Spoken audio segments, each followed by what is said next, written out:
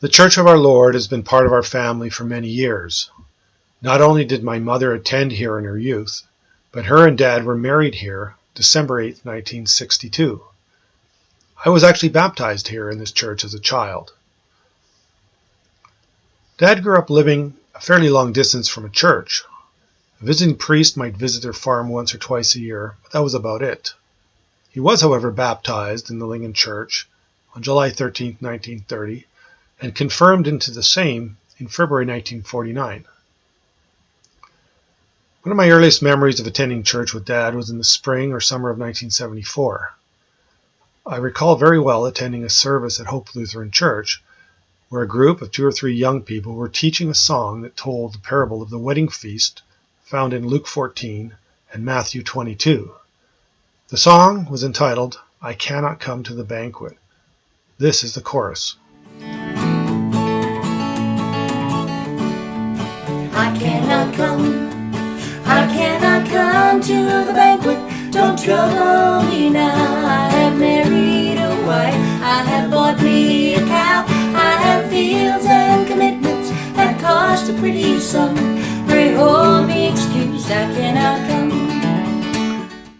Normally, Dad wasn't keen on unorthodox modern services, but this was an exception. He responded well to that song and sang it over and over for the next 50 years.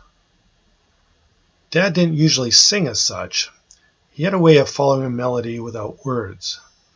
He used his rather unique tra-la-la way of singing a song.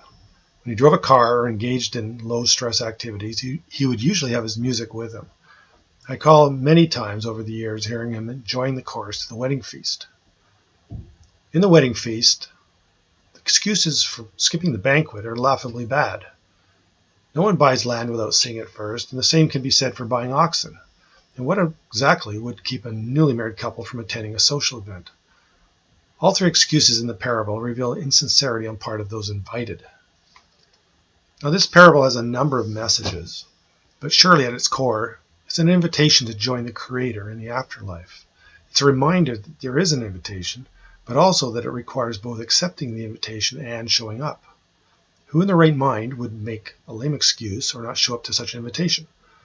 The only reason I can think of is if someone is convinced that it simply isn't true, that this parable is just a story, a myth, a religious scare tactic used to control people's minds. The challenge is to determine what is real and what is a lie. Dad, myself, and other people here today believe that this invitation is real, that there is an afterlife to be lived with the Creator. We've accepted that invitation to the wedding feast and look forward to it. I encourage you to do the same.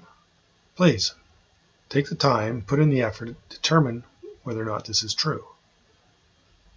C.S. Lewis put it well when he said, "Christianity, if false, is of no importance, and if true, of infinite importance. The only thing it cannot be is moderately important."